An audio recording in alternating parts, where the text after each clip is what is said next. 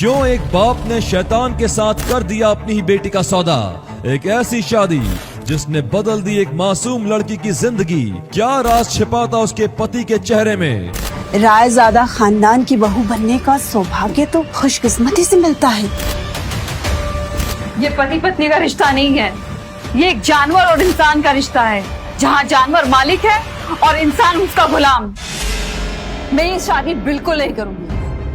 अरे जिसकी शक्ल देख के लोग दिन में बेहोश हो जाते हैं, आप चाहते कि उस शक्ल में पूरी लाइफ देखूं? चाहे मैं जीऊं या मरूं, उस शैतान जैसे दिखने वाले इंसान से मैं शादी करके अपनी जिंदगी बर्बाद बिल्कुल नहीं करूंगी। आरोही के पिता ने दिल्ली के रईस खानदानों में से एक रायजादा खानदान तक अपनी पहुंच बनाने के लिए आरोही की शादी रायजादा खानदान के इकलौते वारिस विक्रम रायजादा से तय कर दी थी, वो भी आरोही से बिना पूछे। विक्रम की शख्सियत के बारे में तरह तरह की बातें होती थी। कोई कहता था कि उसकी शक्ल शैतान की शक्ल जैसी है, तो कोई कहता था कि विक्रम लाइलाज बीमारी से जूझ रहा है और बस चंद दिनों का ही मेहमान है। लेकिन विक्रम के बारे में हकीकत में कुछ और ही था, जिसके बारे में किसी को पता नहीं था।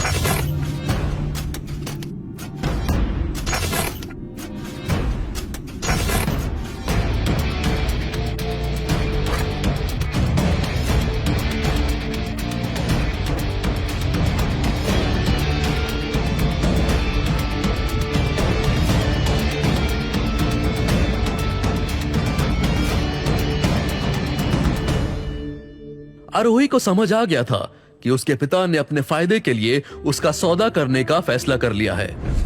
उसे यकीन नहीं हो रहा था कि ये वही बाप है जो उसके पैदा होने पर खुशी से झूम उठा था। आरोही, उसकी माँ और महेश्वर एक छोटा और खुशहाल सा परिवार थे। लेकिन लगभग 14 साल पहले महेश्वर सुधा से मिला और प्यार में पड़ गया। उसी प्यार का नतीजा अनन्या थी। आरोही की सगी माँ वो सदमा सह नहीं पाई और उसने अपनी सुध खो दी। उसके बाद तो महेश्वर जैसे एक दूसरा आदमी बन चुका था। उसका सारा ध्यान, समय और प्यार सुधा और अनन्या का था। आरोही के लिए उसके पास थी तो बस नफरत, धुतकारी और पिटाई। महेश्वर आरोही के साथ ऐसा बर्ताव करता था जैसा कोई जानवरों के साथ भी ना करे। आरोही के लिए महेश्वर बहुत पहले ही मर चुका था, इसलिए वो उसके सामने कमजोर नहीं पड़ना चाहती थी। देख बेटा, तू हमें गलत समझ रही है। दरअसल रायजादा खानदान से विक्रम का रिश्ता अनन्या के लिए आया था, पर घर पे बड़ी बेटी जब कुंवारी बैठी हो तो छोटी बेटी का हाथ कैसे पीला कर सकते हैं। इसीलिए हमने तुम्हारा रिश्ता विक्रम के साथ तय कर दिया। और मुझे तो ये समझ में नहीं आ रहा है कि इसमें नाराज होने की क्या बात है, बल्कि तुम्हें तो खुश होना चाहिए। अरे रायजादा खानदान की बहू बनने का सौभाग्य तो खुशकिस्मती से मिलता है। तुम्हारे तो भाग खुल गए।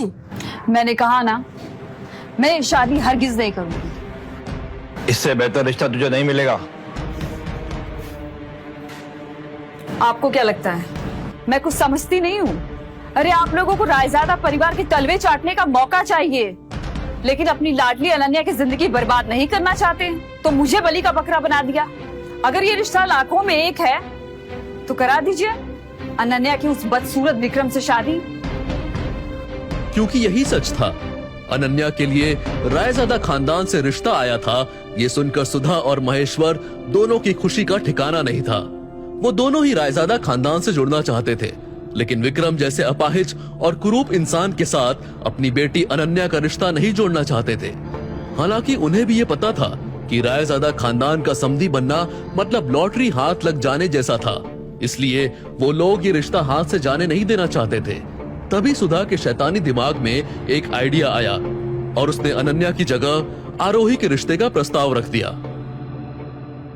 देख बेटा, हम तो बस इतना चाहते हैं कि तेरा रिश्ता रायजादा खानदान में हो जाए, ताकि आगे की जिंदगी तुम्हारी अच्छी हो।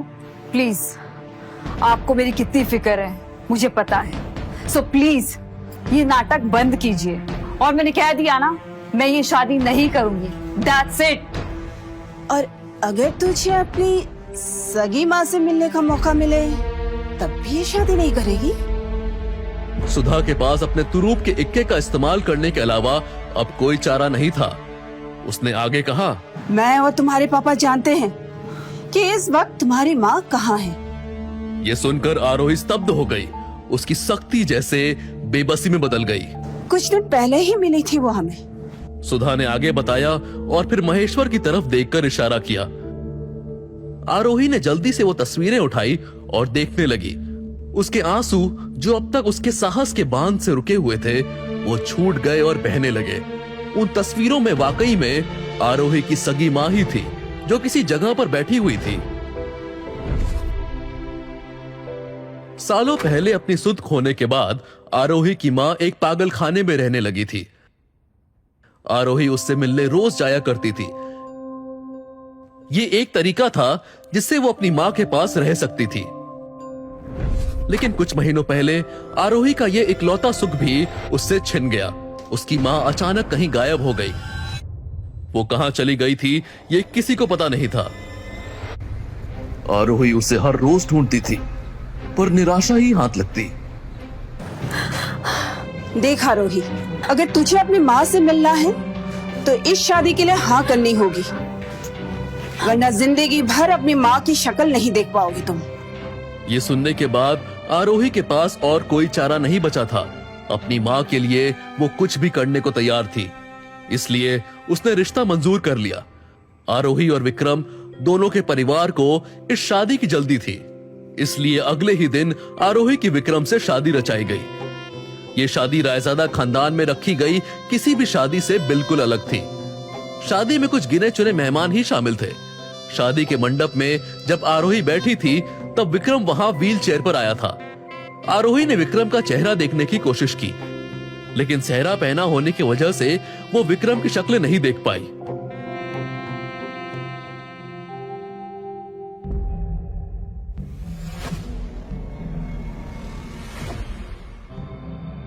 वहां क्यों खड़ी हो? यहाँ मेरे पास आओ।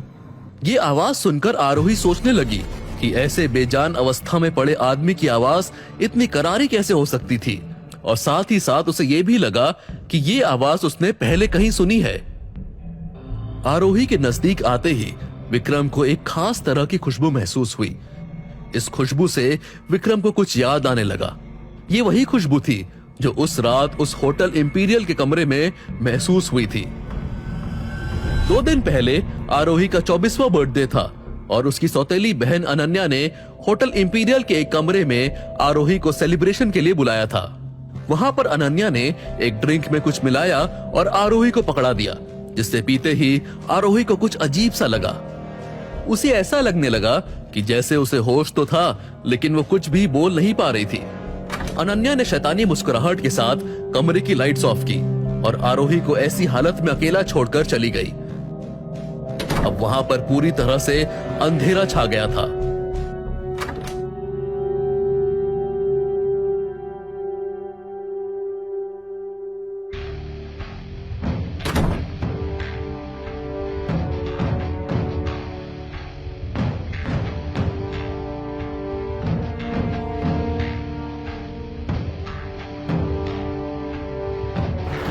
तुम मेरी मदद करो, मैं तुम्हारी मदद करूंगा।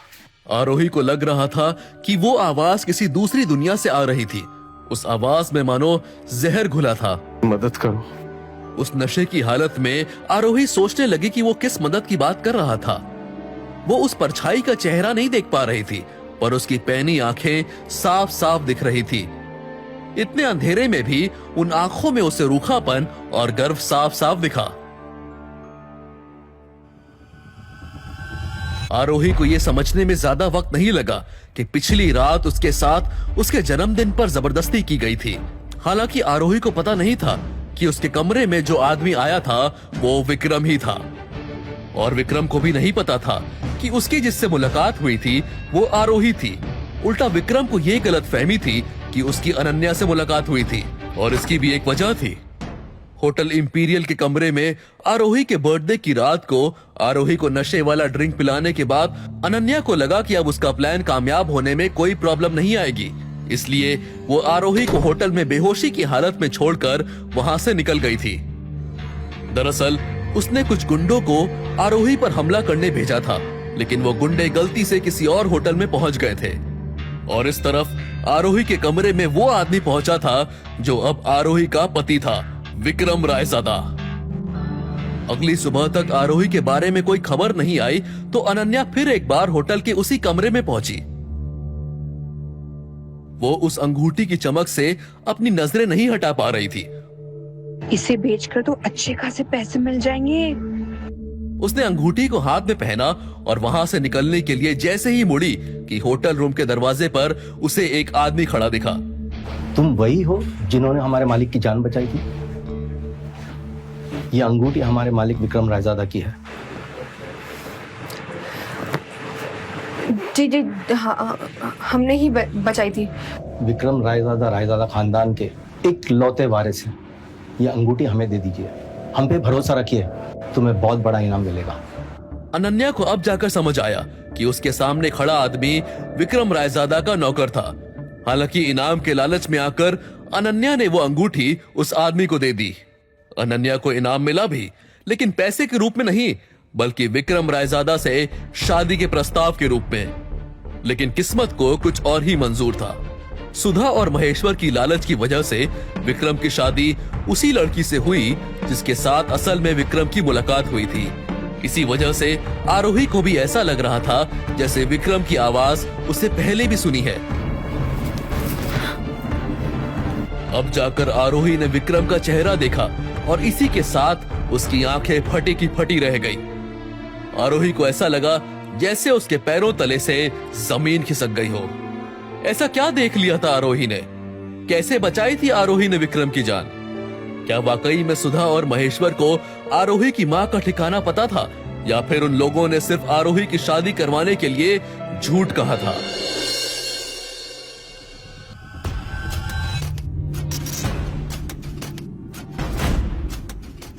विक्रम के कमरे की उस लाल रोशनी में जब आरोही ने अपने पति का चेहरा देखा तो वो ऊपर से नीचे तक हिल गई, क्योंकि विक्रम बिल्कुल भी वैसा कुरूप नहीं था जैसा पूरी दुनिया उसके बारे में बोलती थी।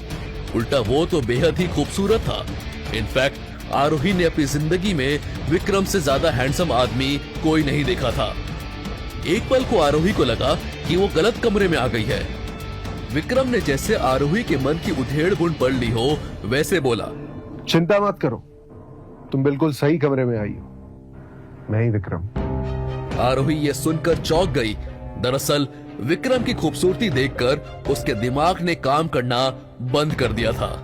आरोही से कुछ ऐसी खुशबू आती थी कि जैसे किसी ने बरसों बाद सूंघी हो। इस खुशबू से विक्रम को कुछ याद आने लगा। ये वही खुशबू थी जो उस रात उस होटल इंपीरियल के कमरे में महसूस हुई थी। अब विक्रम भी खुद के ऊपर काबू खोने लगा। वो उतना ही उत्सुक था जितना कि बेचैन। क्या ये वही लड़की थी जिसके साथ मैं उस रात था? क्या हम पहले मिल चुके? अब तक आरोही भी विक्रम में खो सी चुकी थी। उसका सवाल सुनकर आरोही होश में आई। अपने को संभालते हुए उसने कहा, मुझे ऐसा नहीं लगता। आरोही ये मान ही नहीं सकती थी कि विक्रम जैसे इंसान से कभी अगर कोई मिले तो उसे कभी भूल पाएगा। उसे यकीन था कि वो विक्रम से कभी नहीं मिली थी। आरोही की भी सांसें बढ़ चुकी थी और जैसे जैसे विक्रम करीब आ रहा था वो और फूलती जा रही थी। दोनों के होंठ मिलने ही वाले थे कि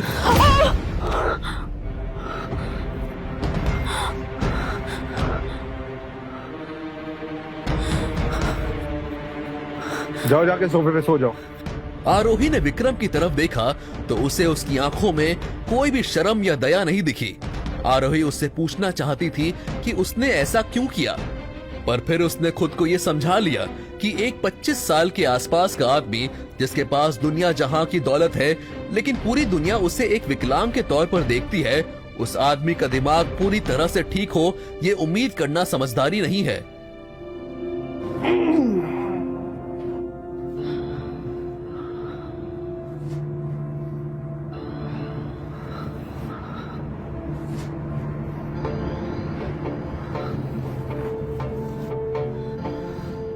ये आखिरी बार है जब तुम मेरी बिस्तर पर आई कि बात याद रखना। जी।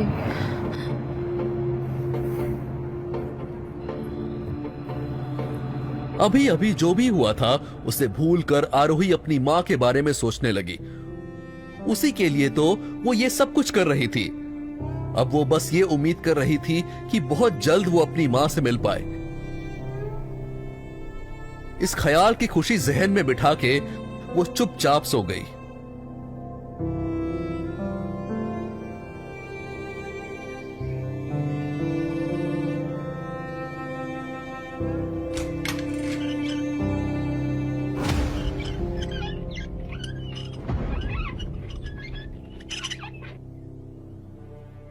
क्या हुआ? एक ही रात में अपने पति को भूल गई? ये आवाज तो विक्रम की ही थी, लेकिन उसका चेहरा कुछ अजीब लग रहा था। ये लो, ये पहन लो। हमारे खानदान का रिवाज है कि घर की नई बहू 3 दिन तक यही साड़ी पहनती है। विक्रम की ये बात आरोही ने सुनी तो, लेकिन वो किसी और ख्याल में गुम थी, क्योंकि उसने विक्रम का खूबसूरत चेहरा अपनी आंखों से पिछली रात देखा था। तो फिर ये भद्दा चेहरा कहां से आया? क्या उसने कोई नकाब पहना था? पर कोई इतना खूबसूरत होकर ऐसा भद्दा नकाब क्यों पहनेगा? दुनिया अपनी खामियां छुपाने के लिए तरह तरह की चीजें करती है, और यहाँ विक्रम इस बदसूरत नकाब के पीछे इतना खूबसूरत चेहरा छुपाए बैठा था। इस घर के बहुत से ऐसे राज हैं जो तुम्हें नहीं पता, और उन्हें ना ही जानो तो बेहतर रहेगा। विक्रम ने आरोही से कहा तो उसे लगा जैसे फिर से उसने उसके ख्याल पढ़ लिए हों। तुम यही कपड़े बदल सकती हो, मुझे तुम्हें देखने में कोई दिलचस्पी नहीं है। ये सुनकर आरोही वहीं रुक गई और बिना कुछ कहे कपड़े बदलने लगी। विक्रम ने अपनी आंखें फेर ली थी, लेकिन वो उस कमरे की दूसरी ओर लगे आईने में आरोही को देख सकता था। उसकी नजर जब एक बार आरोही के बदन पर पड़ी तो वो अपने मन में चल रहे ख्यालों को रोक नहीं पाया। आरोही का शरीर उसके चेहरे की तरह ही खूबसूरत था। वो उसके शरीर को रोम रोम से आंक रहा था, और ये करते हुए उसे जो ख्याल आ रहे थे उन पर वो काबू नहीं कर पा रहा था। वो आरोही का बदन था जिसकी वजह से उसे वो ख्याल आ रहे थे, या कि उसकी खुशबू जो उसे लगातार किसी की याद दिला रही थी।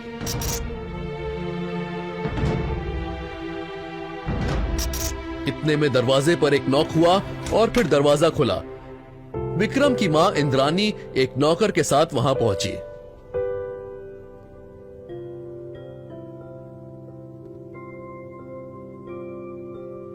तब जाकर आरोही को समझ में आया कि विक्रम का उसके गले पर काटना अपनी मां को यह समझाने के लिए था कि उनके बीच कुछ हुआ था, जो कि सरासर झूठ था। आरोही सोच रही थी कि विक्रम ने ऐसा क्यों किया होगा। तभी इंद्रानी उसके पास आई और बोली, बेटा, अब जल्दी से इस घर के लिए एक बच्चा लेके आना, ताकि इस घर की खुशियां वापस लौट सके। विक्रम की हालत देखकर हमें ऐसा लगा कि इस खानदान ने विक्रम के साथ। इंद्रानी जो बात कहते कहते रुक गई थी, वो आरोही समझ चुकी थी। हालांकि उसे ये नहीं समझ आ रहा था कि कोई माँ अपने बेटे के बारे में ऐसा कैसे कह सकती थी। बेटा, गलत मत समझना। विक्रम एक समय में बेहद खूबसूरत था, लेकिन पता नहीं किसकी नजर लग गई मेरे बेटे को कि उसे ये बीमारी लग गई। ये सुनकर आरोही के मन में और सवाल आ गए। विक्रम की माँ को भी नहीं पता था कि विक्रम असल में अब भी बेहद खूबसूरत है। क्या ये व्हीलचेयर भी एक नाटक है? इन सारे सवालों के बीच उसे विक्रम की कही हुई बात याद आई। इस घर के बहुत से ऐसे राज हैं जो तुम्हें नहीं पता, और उन्हें ना जानो तो ही बेहतर रहेगा। अच्छा बेटा, हमारे खानदान में ये रिवाज है कि शादी के बाद दूल्हा दुल्हन लड़की के घर में जाके बड़ों का आशीर्वाद लेते हैं। विक्रम तो वहां नहीं जा पाएगा, पर तुम होके आओ, दोनों के हिस्से का आशीर्वाद लेके आना, और हम तुम्हारे साथ एक गाड़ी भेज देंगे। जी मम्मी जी। वो वैसे भी अपने मायके जाना चाहती थी, क्योंकि उसने उसके पिता महेश्वर की शर्त मानकर शादी कर ली थी। अब उसे महेश्वर से जाकर अपनी माँ के पते के बारे में पूछना था। अपने माता पिता को मेरा प्रणाम कहना और जल्दी आना। मैं तुम्हें मिस करूंगा। मैं भी तुम्हें मिस करूंगी।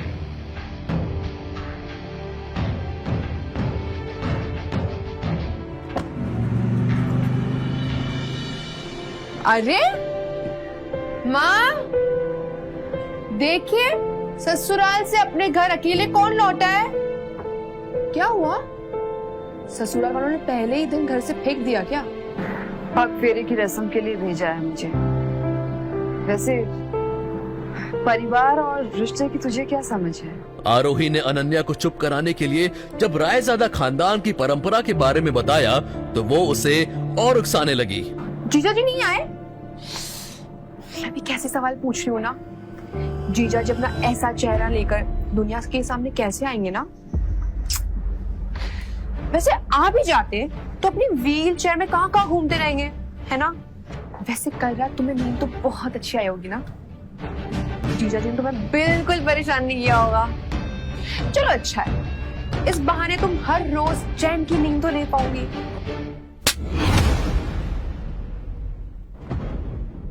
तूने मुझे थप्पड़ मारा, अब मैं तुझे नहीं छोड़ूंगी। हाँ।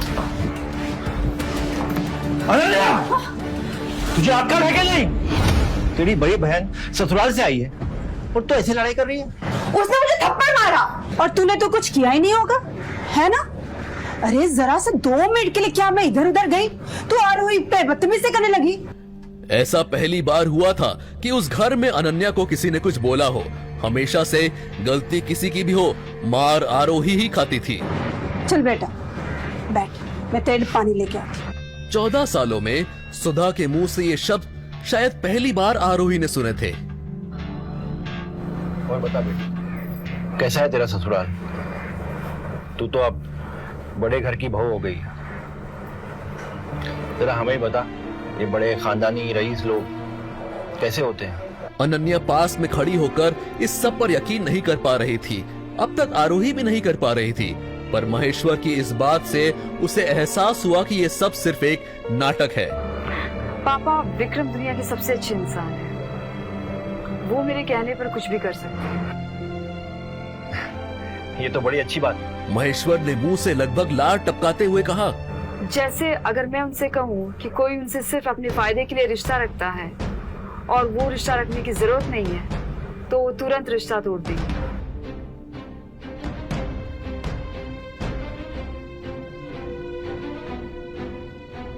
कितने घिरे हुए इंसान हैं आप लोग। पापा, मैंने सालों तक सब कुछ सहन किया है इस उम्मीद में कि एक दिन सब कुछ ठीक हो जाएगा,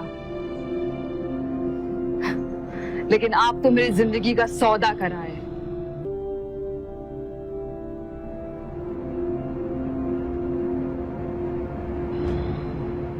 और तो पूछ रही थी ना कि कल रात चैन की नींद आए कि नहीं। ये मिला है मुझे सुहाग रात में। अरे बेटा, ये पति पत्नी की बातें ये सबके सामने क्यों कर रही हो? ये पति पत्नी का रिश्ता नहीं है, ये एक जानवर और इंसान का रिश्ता है, जहां जानवर मालिक है और इंसान उसका गुलाम। और जिसके लिए मैंने ये सब किया है वो कहाँ है? हाँ, कहाँ है मेरी माँ? आप लोगों ने कहा था ना, जब मेरी शादी हो जाएगी आप लोग मेरी माँ से मिलाएंगे मुझे। अभी तुझसे नहीं मिल सकती। क्या? लेकिन क्यों? महेश्वर को जवाब देने में जरा देर हुई तो सुधा बोल पड़ी, देख आरोही, हम तुझसे प्यार से पेश आ रहे हैं, इसके बदले में तू हमारे सर पे चढ़ने की कोशिश मत कर। हम जो तुझे समझा रहे हैं उसको प्यार से सुन ले और समझ ले, वरना और भी तरीके हैं हमारे पास तुम्हें समझाने के लिए। हाँ तो आजमा लो ना। आज ये पहली बार तो नहीं है ना जो ये होगा। जितने भी तरीके हैं सब आजमा लो। अगर मैं आज अपनी माँ से नहीं मिली तो मैं अभी के अभी जाके विक्रम को तलाक दे दूंगी। तुम ऐसा कुछ नहीं करोगी आरोही। मैं जो चाहूँ वो करूंगी। ठीक है, तो अपने मन की कर, मैं भी अपने मन की करूंगा। अगर तूने इस दहलीज से कदम बाहर रखा तो तुझे तेरी माँ नहीं उसकी अस्थियां मिलेगी। महेश्वर और सुधा आखिर क्या खेल खेल रहे थे? अगर उन दोनों ने अपना वादा पूरा नहीं किया तो क्या करेगी आरोही? और क्या रास्ता विक्रम के चेहरे का? ऐसे और वीडियोस के लिए अभी डाउनलोड करें पॉकेट FM ऐप।